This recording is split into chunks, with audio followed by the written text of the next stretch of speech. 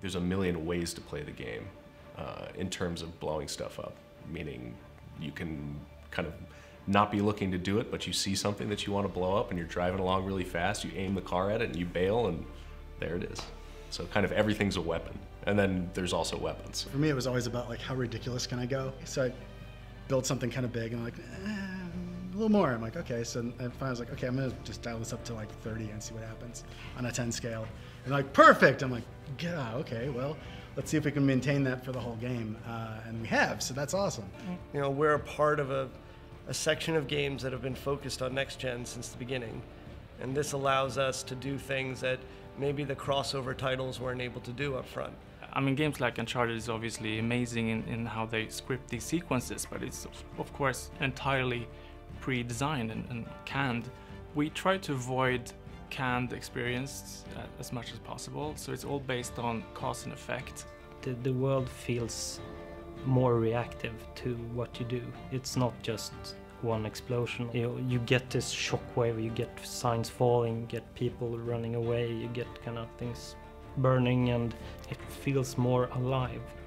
We noticed early on that when things blew up, the little pieces would fly just into the stratosphere, and so we changed to a pressure-based explosion algorithm. So now when things explode, it's kind of more like a real explosion and things follow a shockwave outwards. So you get more of this kind of debris sort of spraying. And frequently, some of the larger bits you can then interact with afterwards, use those pieces to, you know, sort of dual tether them into other things, and you know, it's a playground. That seems to be one of the big challenges that we face. Isn't even so much how do you blow something up. It's easy to blow something up. It's what happens when you blow it up and why it blows up. And you know, if you have something that's moving very fast and colliding with the surface, does it blow up under those circumstances? And we have to figure out, you know, how and when and why. Because if you're working on a school bus and you have to think about well, what if that school bus was in the air flying into a mountain? What would that, because we have to think about that, you know, because it's that kind of game.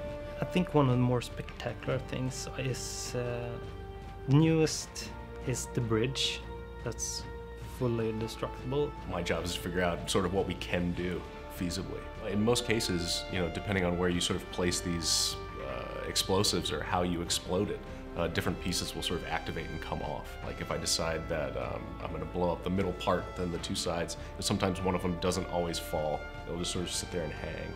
You know, you'll see cars kind of like, you know, driving off the edge.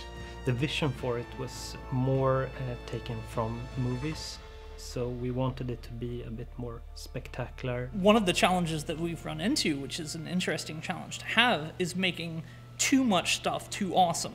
We have to take some things and be like, all right, well, so when you kick this can, it's not going to be an atom explosion. It's going to, you know, it's just going to, maybe a small gas bomb fireball, and then... Well, we have done a few things that make no sense, but it's okay. That's true. Yeah, there is some of that, yeah. So. Sure, it's not the most realistic thing in the world, but sometimes realism can be left for reality.